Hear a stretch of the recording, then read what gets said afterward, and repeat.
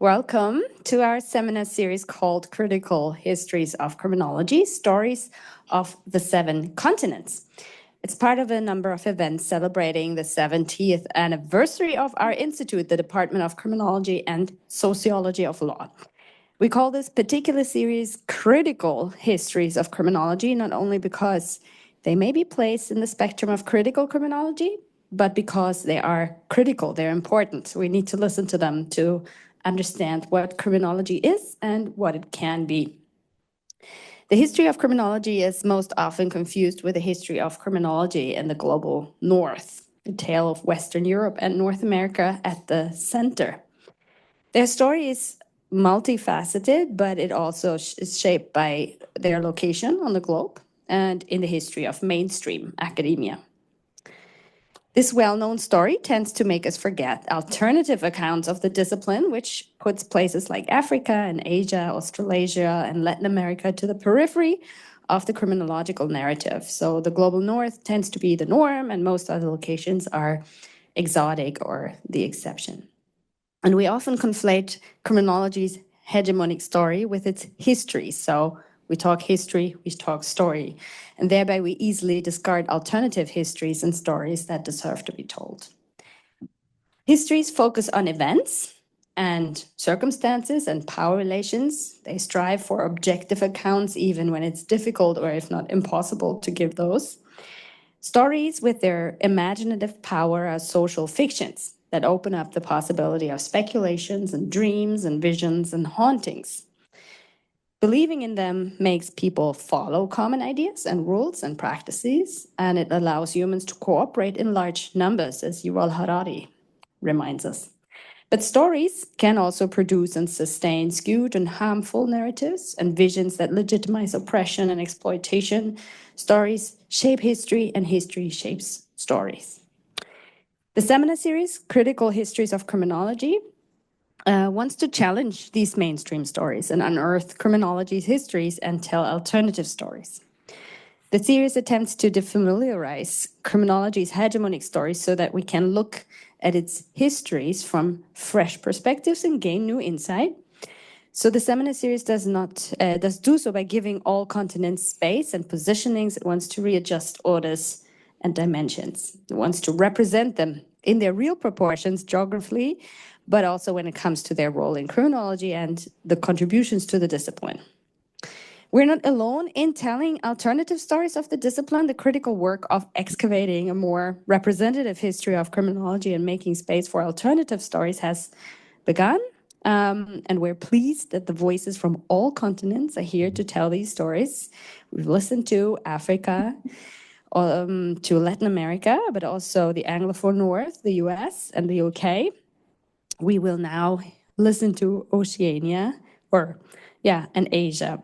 And last but not least, we will also listen to Scandinavia in December as the final part of this series on behalf of the Department of Criminology and Sociology of Law. We're well aware that Scandinavia is not a continent, but at least it deserves its own story to be told. Now, today, we're honored to listen to Professor Juan Tauri to tell one story of criminology in Oceania. He is a central voice in critiquing the economic and political marginalization of Indigenous people, as well as their victimization and overrepresentation in the Australian criminal justice system. His work reflects that there are many facets of decolonial criminology. He forwards a necessity to acknowledge that colonialization still takes place, that colonialization is not only the occupation, control, and exploitation of the Indigenous people and their lands, but also of their knowledges. In order to change these dynamics, he argues Indigenous knowledge and contribution actively has to be sought out. Which is why he's also author of the famous Indigenous Criminology, published in 2016. Not only that, he also studied youth experiences of policing, Maori engagement with government policies and intervention, and has been writing about restorative justice. Juan is a professor at the University of Melbourne, where he's a member of the Criminology program. Many thanks that you can join us today. The virtual floor is yours. Thank you very much for that very lovely introduction. A famous book. I will feed off that for a while. Just want to begin by thanking you and thanking the University of Oslo for organising and inviting me to present, and to everyone that's come along to participate in this session. I thought long and hard about what I would present today. I'm not a historian. I was kind of perplexed a little bit about whether or not I should give you a lengthy and possibly maybe even boring discussion about the history of criminology in my region. So I maybe might do something slightly different, and forgive me, I hope you'll be fine with this. But I thought what I would do is actually talk about the impact, if you like, of the history of criminology in this region, most especially in Australasia, in New Zealand and Australia. The end point of which is, in my view, what I'm going to argue is that the centrality of criminology in this region as a colonial project or a key support to the settler colonial state has resulted in significant schism or fracture in the relationship between quite a significant number of Indigenous scholars, including myself, both in Australia and New Zealand as well. So that's going to be, if you like, my focus today. My friend, and I've got notes here. I don't generally read notes, but I'm conscious of time, so I'm going to refer to them. I hope you don't mind. My friend and collaborator, and I think he's already presented, or maybe soon, Biko Agazino, has famously or infamously described criminology as a colonial control freak. That was a quote, sorry. Whose imperialist reasoning is most evident and impactful when supporting, quote, the exercise of internal colonialism and neocolonialism, unquote, within settler colonial societies. In similar vein, I contend, or I make two statements in relation to his representation of criminology. The first is to say that traditional, and by that I mean Eurocentric or Western and state-centered criminology, a discipline joined at birth to the developing Western capitalist state, continues to thrive through its sustained focus on the behaviors and attitudes that fueled its conception, the emotionality, incontinence, and contamination that derived from those who are seen as outside the Western schema. I would further argue that one region where the discipline has thrived as a core component of the colonial project is here in Oceania, or more accurately, Australia and New Zealand. There's little of what we recognise as criminology actually exists outside these colonies. And I won't go into the reasons why that is here. The inclination of some criminologists in Australasia to support the settler colonial state and to privilege their criminological approach to crime and social harm has, I argue, resulted in the marginalisation of Indigenous peoples, or at least the work of criminology has supported, including the marginalisation, I'm going to argue, of Indigenous scholars. I think we can turn to the work, I'd like to turn to the work of the critical criminologist Vincenzo Ruggiero, who sadly, I think, recently passed away, to understand, or at least to contextualise the inclination some Western criminologists have for supporting the settler colonial state, and for others within the criminological community here in Australasia to denigrate, sometimes to ignore Indigenous scholars and our scholarship that is based on our significant engagement, direct engagement with our communities. Vincenzo described the intellectual, ethical foundations and focus of what he called traditional criminology thus, and I quote him, "There are imaginary geographies which place imperfect minorities in marginalized locations in the social elsewhere.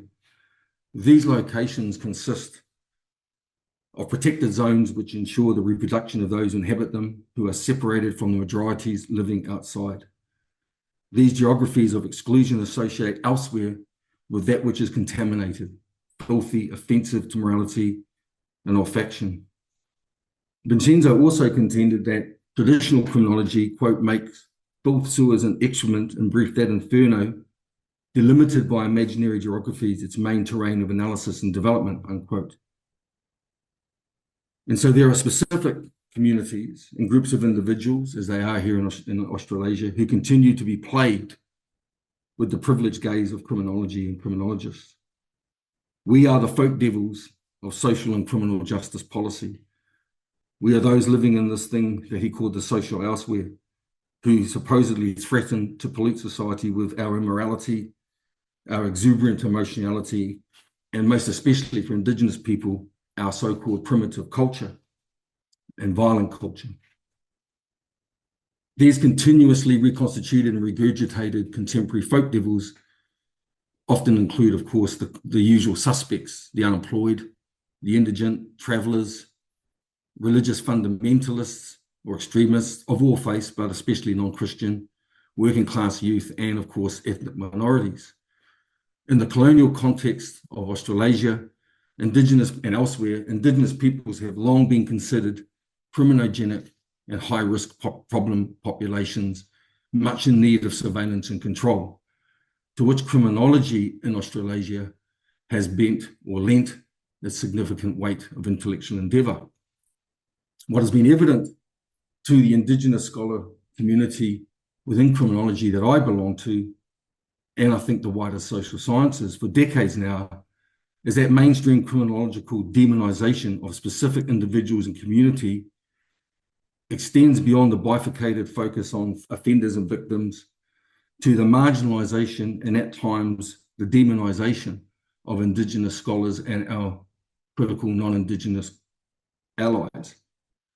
This has resulted, I argue, in a significant fracturing in the relationship between the discipline here in Australasia and a significant number of Indigenous scholars. In particular, with a representative body here, the Australian New Zealand Society of Criminology, or ANSOC. In the paper that I'm actually writing, which this my presentation is based on, I argue that the fracture is so significant that it's likely what I refer to as the schism, right? For dramatic purposes, it's resulted in a schism, a significant fracture. If Australasian and other criminologists want to understand how the schism, this fracture came about, that has resulted in many of us deciding not to engage with their business, in particular ANSOC, they need only start by considering the fact that so much of their criminological work over the history of criminology in this area, that work that informs policy and crime control practice, focuses on individual proclivity of Indigenous offenders and eschews or ignores the colonial project, systemic bias, racism, and particularly galling, is often based on research that avoids direct engagement with us. However, it is not just the poorly conceived and replicated research on Indigenous peoples that fuels our discontent. It is also the colonizing attitude of some of the discipline's practitioners towards Indigenous peoples, Indigenous scholars, and scholarship, coupled with the absence of meaningful engagement with the colonial project to understand our current situation and our relationship with the criminal justice system, all of which makes reconciliation difficult to contemplate at this stage. We can look to the evolution of the latest disciplinary fad to come from the South, namely Southern criminology, I think, to understand, if you like, where our discontent is contemporary. The conduct of certain members of this, I'll call it the criminological movement, helps to explain our reluctance to assist the discipline to decolonize.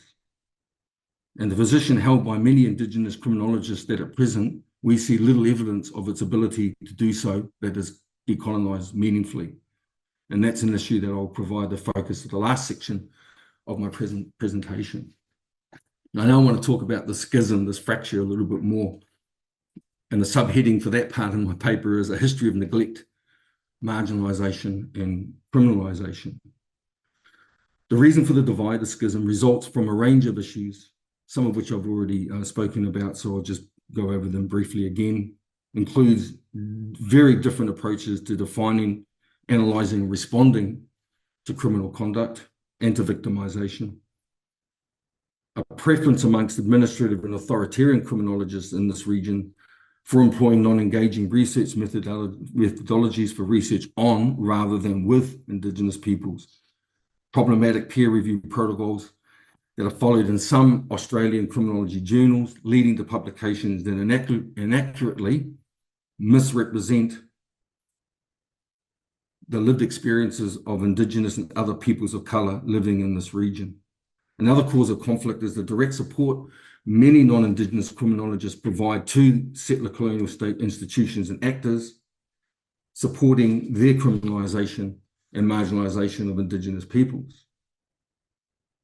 To give you all an idea of the issues as they play out during our engagement with the discipline and its adherents, I'll just tell you a very brief story. One of many that I include in the paper I'm talking about. I have a very, very good friend who's a lecturer at AET University in Auckland, Ancha Deku.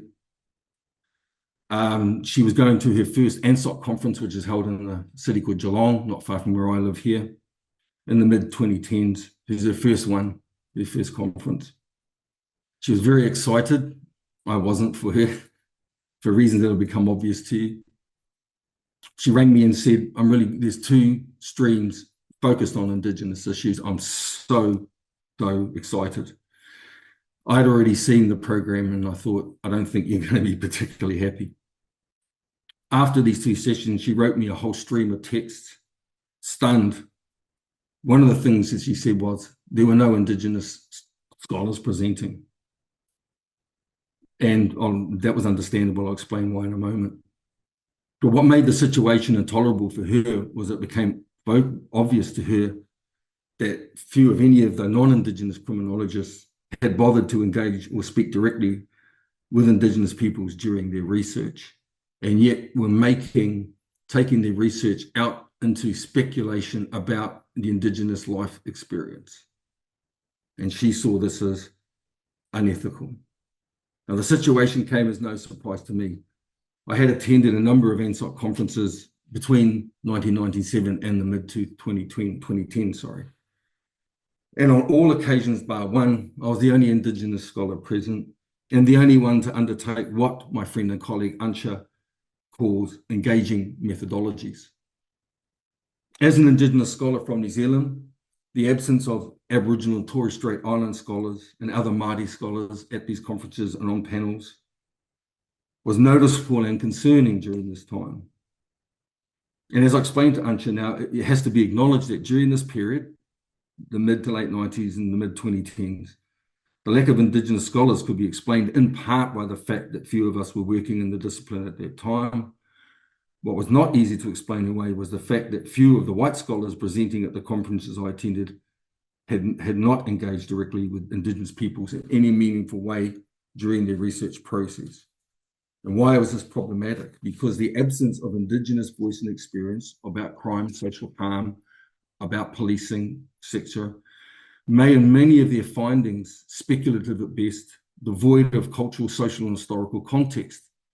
In other words, they presented very useful work for the policy sector and for politicians, but was meaningless, in some cases, harmful to Indigenous communities and to us as Indigenous scholars. That situation, of course, is no longer excusable or acceptable.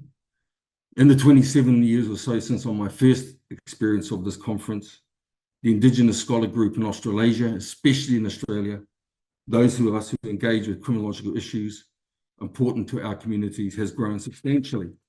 And I had a whole list of names here and that, but for time I won't mention all of them. But people in Australia, like my friend and colleague Amanda Porter, Crystal McKinnon, Chelsea Wadago, etc. And in New Zealand, myself, Robert Webb, Tracy McIntosh, and a whole number of others, just to name a few. Despite the increase, and of course, with that comes a significant increase in critical Indigenous criminological scholarship and Indigenous critique of criminology itself.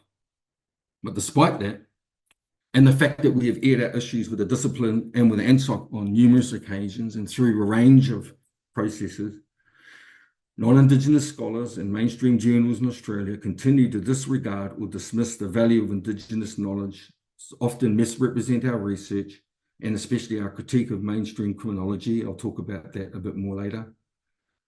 They tend to seem to me to avoid critical scrutiny of their own discipline and underplay the importance of the colonial project to understanding and theorizing and explaining the contemporary Indigenous experience of crime control. And in other words, many within the discipline today are acting no differently from those at the start of criminology in this region. And some continue to publish materials that criminalize and marginalize Indigenous and other peoples of color. So we now have more Indigenous scholars, significantly more Indigenous scholarship, including a large body of material critiquing social sciences, methodologies, and ethics protocols, in an attempt to provide guidance to non-Indigenous criminologists about how to do research better with us.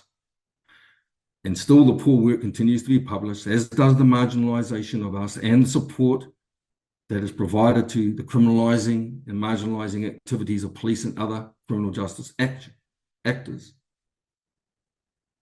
So this disconnect, the schism, is apparent to all involved in criminology in Australasia at this point, and especially in the Pākehā, excuse me, it's Māori word, the European-dominated ANSOC committee, as evidenced by the fact that about 2 years ago, after we had tired of repeatedly asking them to clean up their own house, the committee released a draft decolonizing strategy in 2022 that they did send out to the significant group of Indigenous scholars that I'm involved with, and to which none of us actually responded.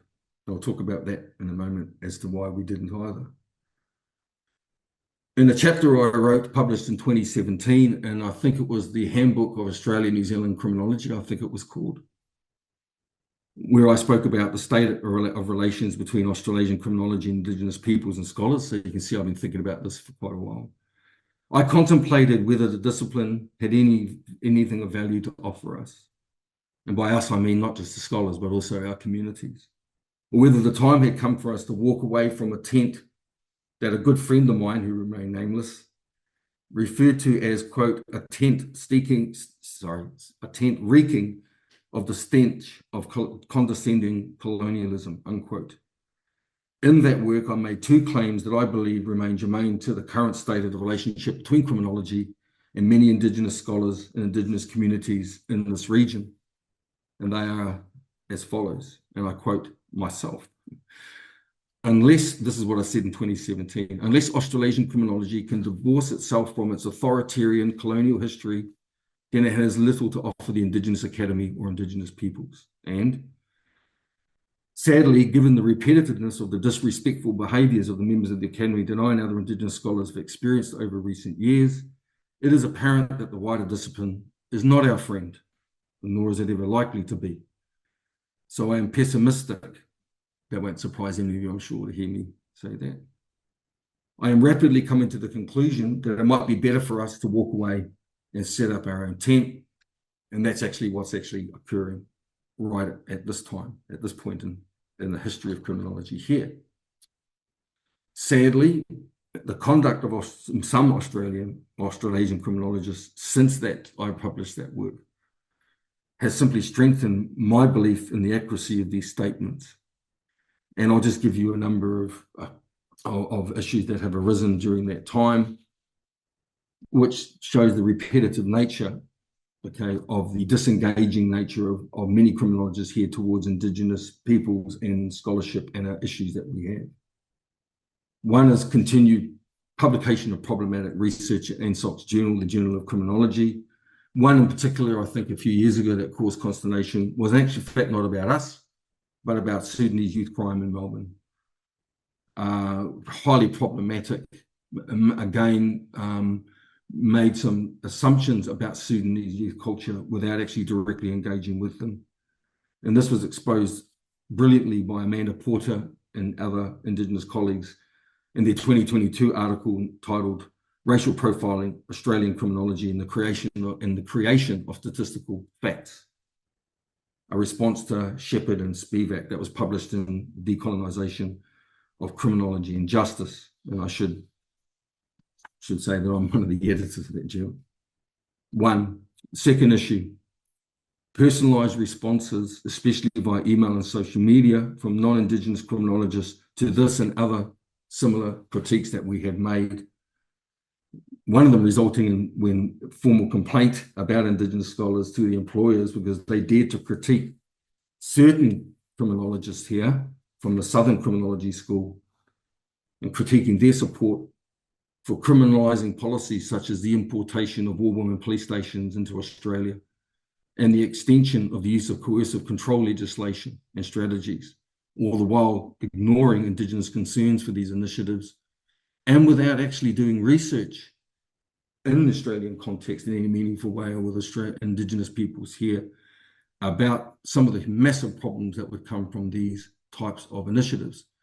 One of them being totally ignoring the racialisation of policing here and the racism of the police in Australia towards Indigenous people and women, especially Indigenous women. Excuse me.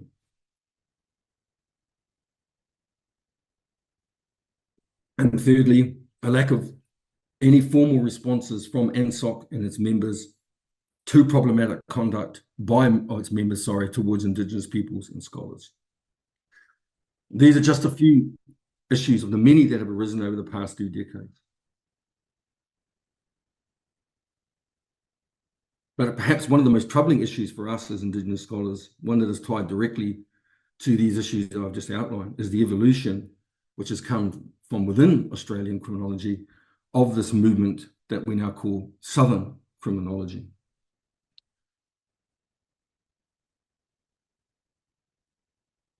And in my paper that I'm referring to here, or that I'm basing this on here, the section that I've gotten to I call Southern Criminology, a case study in the recolonisation of criminology. I'm assuming some knowledge of Southern criminology, given I think David Goyers is one of your colleagues and friends, yeah? Yeah, cool. Good man. According to advocates of Southern criminology, it is the latest criminological movement seeking to decolonise the discipline, to challenge its northern Western-centric foundation. Fraser, Lee and Tang, advocates or acolytes of Southern criminology in 2017, I think it was, in the Handbook of Southern Criminology, described the movement as advocating, quote, an imagining of crime control situated in the periphery, unquote. Another advocate in the same publication, Matthews, also described Southern criminology as, quote, probably the most significant theoretical development in the recent period, unquote. And lastly, Fonseca claimed that the movement was, and I quote, it's my favorite one, a gush of fresh air in the debate involving studies of crime, crime control, and punishment, unquote. So far, I am yet to be convinced as to the freshness of the air gushing from some of the advocates of Southern criminology, especially when they turn their attention to Indigenous and decolonising perspectives, offering unevidenced and thus unsupported critique, as well as I'll demonstrate very soon in more detail. A key motivation for the development of Southern criminology was a belief by those involved in its evolution that criminological theories and concepts have largely been produced in the West, meaning Europe and where you are in North America. Mosavi, in a seminal critique, which was published in the British Journal of Criminology in 2018, argued that Southern criminologists were motivated by the need to challenge the largely one-directional nature of knowledge flow from north to the south in order to attain a more rounded criminological knowledge of crime and social harm.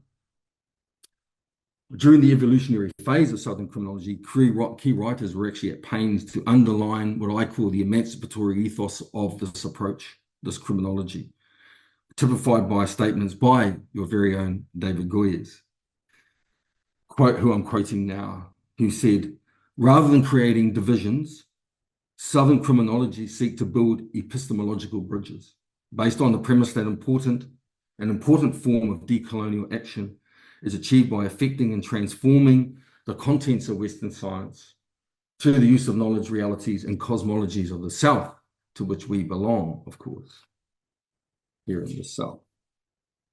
Furthermore, Kerry Carrington and colleagues, Kerry being one of the foundational thinkers, if you like, of Southern criminology, and her colleagues, in a chapter also published in 2018, claimed that Southern criminology seeks to bring cognitive justice into criminological analysis, stating further that, quote, Southern criminology eschews the standpoint of opposition.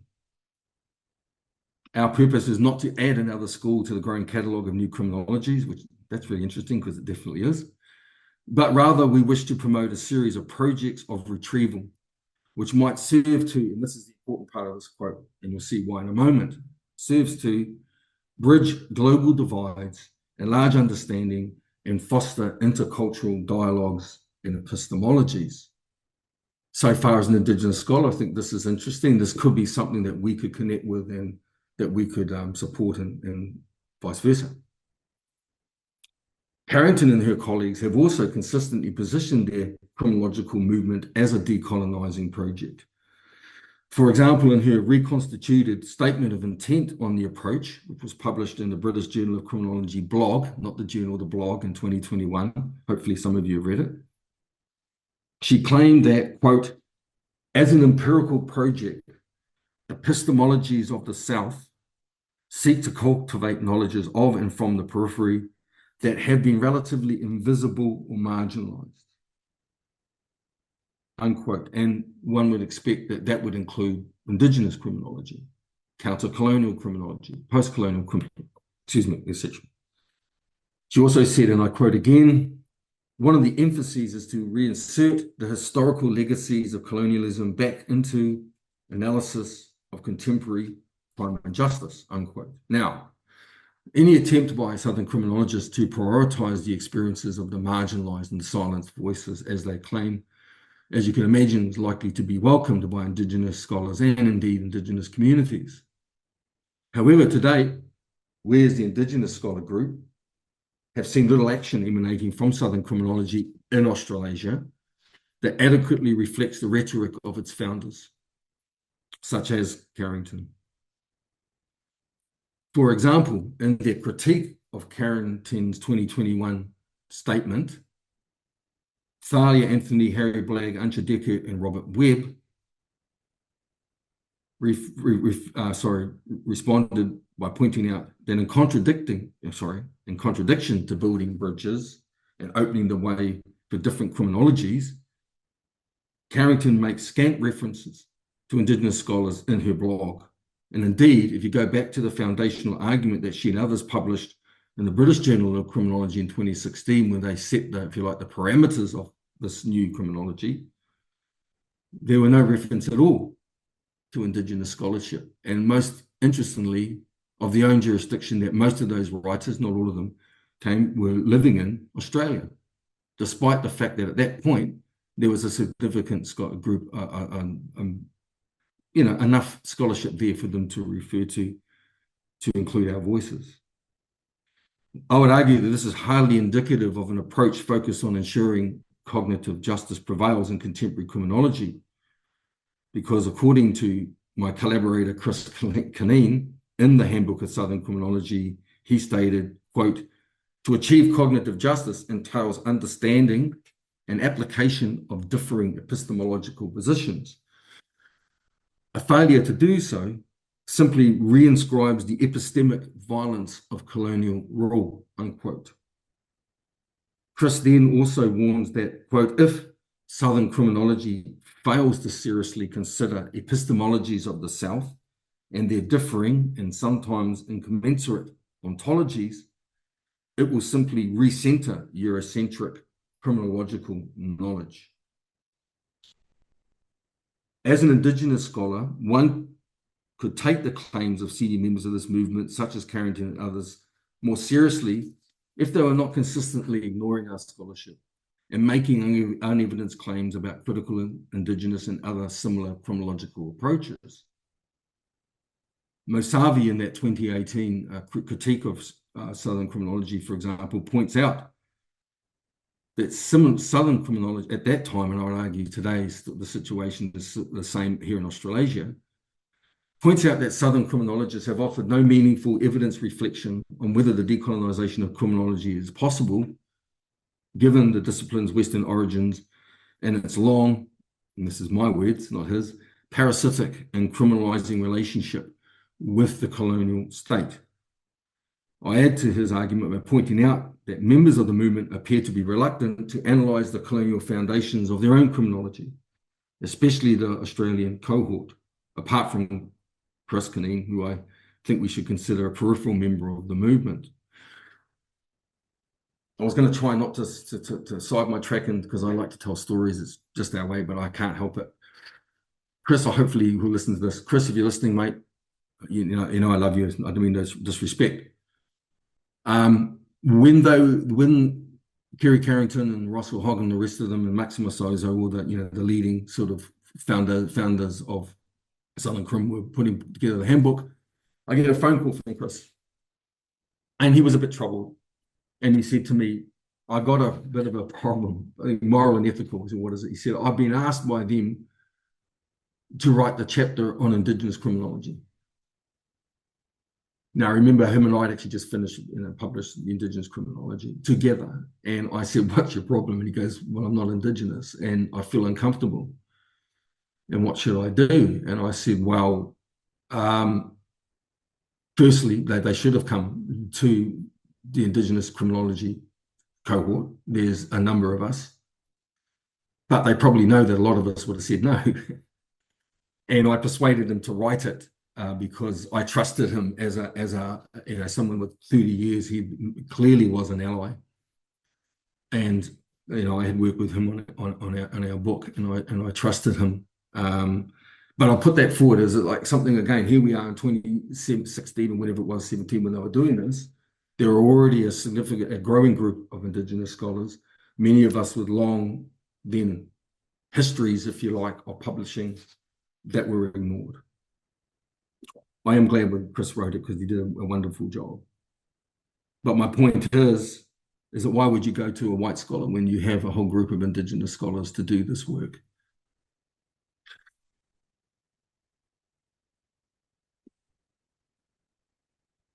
I also agree with Masavi's contention that the Australian branch of Southern criminology is highly Eurocentric in terms of both theory and personnel. And one of the interesting things about points that he makes in his paper, which did make me laugh, is that he correctly observed that over half of the 79 contributors to the Palgrave Handbook of Criminology and the Global South were based in Australian institutions, and the vast majority were neither Indigenous or, in fact, peoples of colour, even though they existed. And they were working there, including in New Zealand as well. The domination of Southern criminology by Western practitioners in the Australian context, I think, actually underlines Masavi's claim that currently it is more accurate to describe the movement here as Australian criminology. In the 2016 foundational argument I mentioned previously by Carrington and other authors, they argue that, quote, Southern criminology seeks to modify the criminological field to make it more inclusive of histories and patterns of crime, justice, and security outside of the global north. It seeks to work with and complement, this is the important part, to southernize other established emerging fields in criminology: feminist, green, post-colonial, queer, rural, cultural, and Asian. Let me just repeat that again for effect. They want to southernize these other criminologies. If this were the case, indeed the case, then why did Carrington in her 2021 how do I put this, configuration of the intent and focus of Southern criminology as one of the founding scholars of this hypothetically decolonizing criminology, deploy the language of the colonizers and the silencing strategies of administrative and authoritarian criminology that her and its other members of this movement criticized so heavily, to say I'm going to de-southernize these things, these other forms of knowledge. According to her, one of the significant issues, by the way, of these other decolonizing approaches, like mine, has been the tendency of us to essentialize, and these are her words, essentialize race and romanticize ethnicity. Essentialize race and romanticize ethnicity. I've been, I think, not blowing my own trumpet, a leading writer and researcher in this field since 1996. And I know the Indigenous scholarship and that of Biko and other counter-colonial criminologists. And I have yet to come across the so-called essentializing of race and romanticization of ethnicity that she speaks of. She further or goes on to contend that, quote, I really hate reading this quote, but unlike the negative decolonial projects, which have their place, she says, although, of course, she has yet to reveal where or what our place is, back to the quote, unlike the negative decolonial projects with their place, the project of southernizing criminology does not set out to denigrate the contribution of Western metropolitan criminology. So now getting to what apparently we do. Denigrate the contribution of metropolitan criminology, or to damn all criminologists as racist, Western-centric control freaks on some sort of bandwagon. Rather than creating divisions, the projects of Southern criminologies seek to bridge global divides precisely as a form of a decolonial practice in action. Now, in response to that claim, Anthony and Blagg and others in their response point out that she offers no evidence to support any of these claims, which contradicts her claim that the movement she championed is focused on bridging and not creating division. Anthony and colleagues underscore their critique by observing that, quote, Carrington describes decolonizing research, which identifies the colonial logic in penal enforcement, which is what we do, as negative decolonial projects, without yet again offering any evidence to support her dismissal of these other predominantly Southern formulations, end of quote. They then go on to reveal the contradictory position taken by Carrington when they reveal that, quote, despite Carrington imploring intercultural exchange, she refutes a resurrection of alternative origin stories or founding fathers of the discipline of criminology, which is something else that we have tried to insert into the criminological lexicon. She refutes a resurrection of alternative origin stories or founding fathers of the discipline of criminology, as some decolonial theorists have done. Anthony and her co-authors then argue that, quote, without identifying who these decolonial theorists are or the nature of these origin stories, in other words, without offering evidence to support her claims, these claims amount, in our view, to an unevidenced rejection of alternative knowledges, which also means of Indigenous knowledge, and Indigenous knowledge which is based on our experience of the long colonial history of crime control here and also of criminology. Furthermore,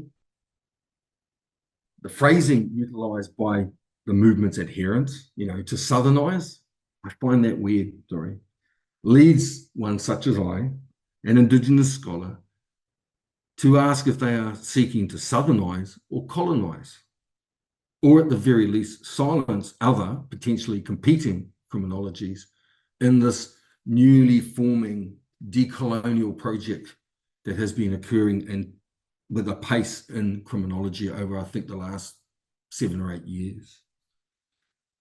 This position, the statement of intent to ignore our history, our knowledge, and our experience intimates that something vital is missing from our criminologies, our decolonizing approaches.